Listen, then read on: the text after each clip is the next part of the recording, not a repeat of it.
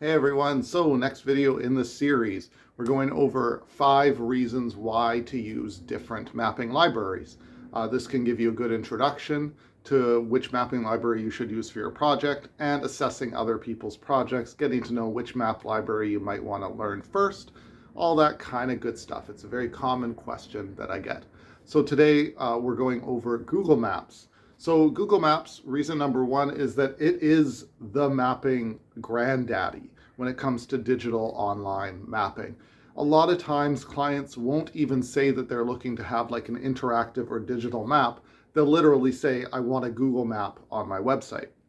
Google Maps really put the digital mapping thing into the common consciousness where people would just associate mapping online with Google because whenever they'd look up a location or directions or whatever, people are very used to interacting with Google Maps.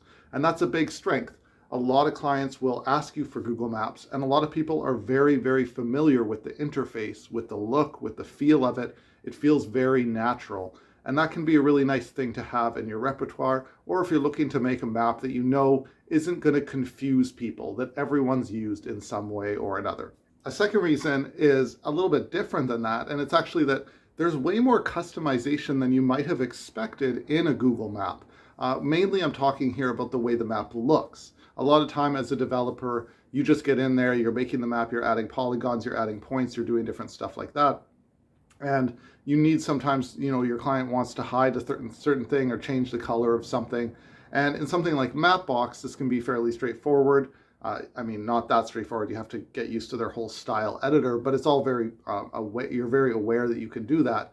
In Google Maps, it's not so easy. There's not an interface, but if you take a look at snazzymaps.com, there's tons and tons of like templated styles and different ways that people have made the Google Map look that really give it a different feel depending on what you're doing with it for a client. So you can still make it feel like a Google map, but it's not just a plain Google map. And that's a lot of fun for working with clients or making a map that's like a little bit different, but still uses the same basic API.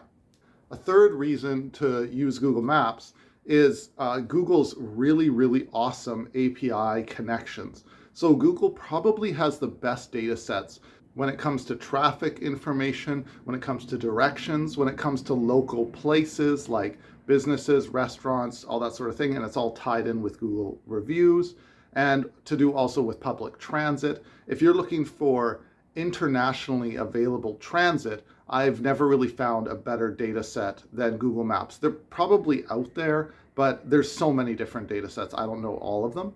But for instance, a client I once had needed to know about public transit in like Southeast Asia, and a lot of the transit APIs that exist out there don't really have good data, but Google did. So that's where Google can really shine with tons of API connections everywhere that you can hook into your Google map and that I believe Google requires to be used on a Google map. Like you can't just fetch those and then put them on a Mapbox map. I believe that kind of stuff is pretty common in the terms of service.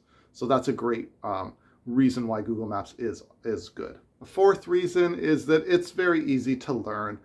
It's been around a long time. It's more of a JavaScript library than a quote unquote mapping library, such as is Mapbox or MapLibre or OpenLayers or something like that. It's more like Leaflet. Google Maps is more like Leaflet in this way, where it's fairly straightforward to learn how to add polygons and points and that sort of thing. There's so many Stack Overflow answers and blog posts for the past 10 years and more showing you how to do everything to do with Google Maps, clustering and heat maps and this and that. And there's so much that has been written on it that you will never find that there's something you can't figure out how to do by searching and searching. Now, that being said, I don't like how they've laid out their documentation. I find it clunky and confusing. It might be just me, but I've always found the Google Maps documentation to just be confusing, how they've laid things out and it's all nested and referring to each other. And it's not so simple as leaflets where there's just some straightforward links. You find the documentation and it's easy. So I find that a bit of a pain. The other part of it being easy to learn is that there is a little less capability when it comes to Google Maps for really, really huge amounts of data. And that's again because they use this system where they're adding HTML into the map rather than a vector-based system like Mapbox.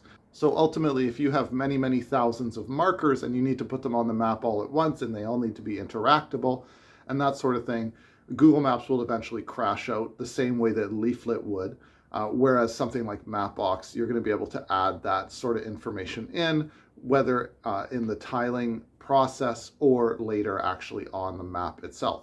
Mapbox, Google doesn't let you have that sort of access to the tile creation when it comes to Google Maps. So it is really easy to learn. There's tons available, but it means that it's limited a little in the depth of the complexity that comes along with the Google Maps. And the last reason why Google Maps is a good one to use is that they have a very generous free tier. Now, it does suck that you have to sign up with a credit card in order to set up all your API key stuff. And by the way, that the API key making process through the Google Cloud Console or whatever the heck it is not very simple. It's actually kind of a pain in the butt to try to do it all. But, despite that sign up, if you get through it, there's a pretty good free tier. I think it's something like 28,000 map loads per month is included. And that's going to cover pretty much anything you need with your own simple projects. That being said, it does ramp up pretty quickly. I remember when they introduced and as they changed pricing, a lot of clients left Google because their costs went up so dramatically. So that's something to bear in mind anytime you're using a service like Google or for Mapbox or anything like that. They can change pricing, and if you're already locked in, now you're stuck with this new pricing and it could be a problem for you. And another thing is that in general, the pricing is a little hard to understand. There are pages with all these sliders of different types of uses that you're doing and calls and this and that.